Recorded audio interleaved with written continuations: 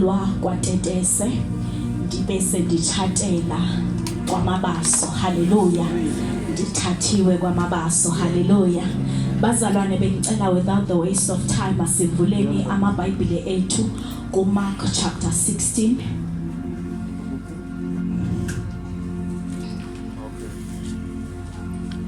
Mark chapter 16 sizofunda uverse 1 until verse 4. Mark chapter 16 verses 1 until 4.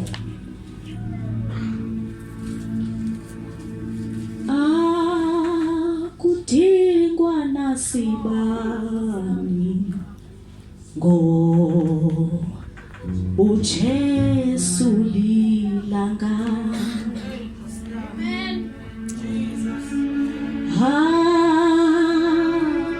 Akudingwa nasibani ngo uJesu yena ke uJesu akudingwa nasibani akudingwa nasibani uJesu yena yedwa yeboke uJesu akudingwa nasibani yebo akudingwa asithingwa isibani ngoba uJesu ke uJesu akudingwa nasibani ekhaya akudingwa nasibani asithingwa isibani ngoba uJesu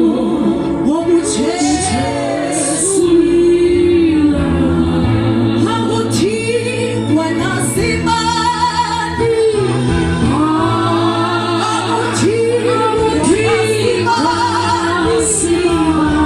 ngoba yena uJesu ngoba yena uJesu yebo akudingwa nasibani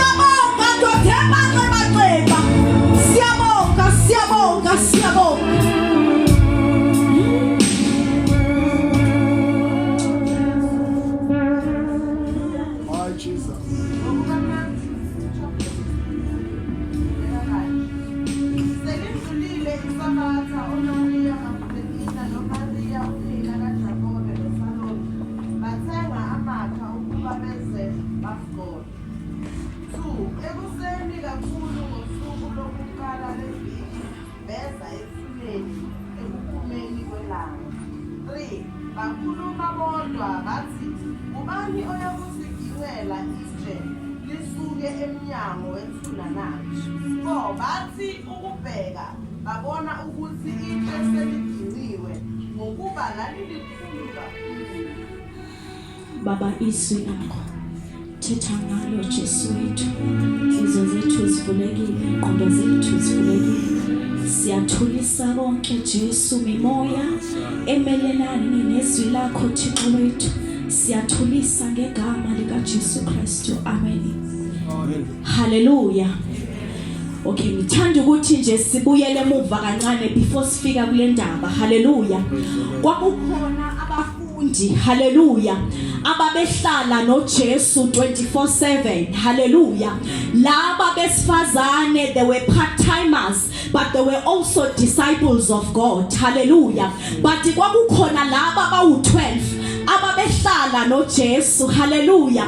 The time isikhathi sesifikile ukuthi indoda yomuntu izokhashelwa nokuthi indoda yomuntu yonqamlezwa. Wabashiya nemessage laba abawu-12. Hallelujah. Kodwa imessage yakhona yahlala kubo laba abawu-12. Hallelujah. Imessage abashiya ngayo wathi ngosuku lwesithathu ndizovuka. Hallelujah. Kodwa laba abafundi bakaJesu azange bayithi bamuntwini le eyokuthi ngosuku lwesithathu uzovuka. Hallelujah.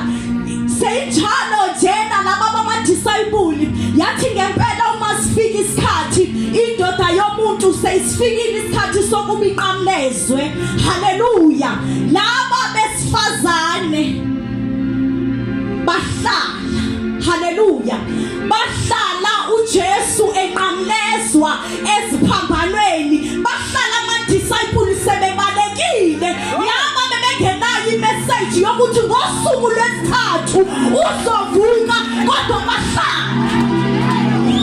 Sidibana nalaba abomama abasifazane abawu-2 behleli abanayo imessage yokuthi uzovuka ngosuku lwesithathu kodwa bahleli. Laba banemessage yokuthi uzovuka ngosuku lwesithathu babalekile abekho bayivalele egumbini thizane kodwa laba bahleli. Bahlala indoda yomuntu seyikhuluma amazwi asithupha. Bahlala injalo seyingakwazi ukumjonga uye wofeleke esiphambanweni ubumnyama sebuzungeziswe. Bahlala. Hallelujah. Bahlala laba besifazane abekho banikeza imessage yokuvuka kwakhe. Bahleli laba. Mind you laba besifazane bebeke bahlala. Bebeke uMary ozala uJesu beke wahlala eGalili beye emshadweni etshela ingcebo ukuthi nanoma yini ayishoyo kwendeni wabeseke yaphuma egumbini wayohlala walinda ama-results ukuthi uJesu enze lokho. Akwaphelela lapho noMary Magdalene siyambona uJesu evakashile wahlala ey'nyaweni zikaJesu. uMartha sekabhizibhizi kodwa uMary wahlala lapho babelindela ama-results. Into engiyithandayo this time bahleli with the unknown results.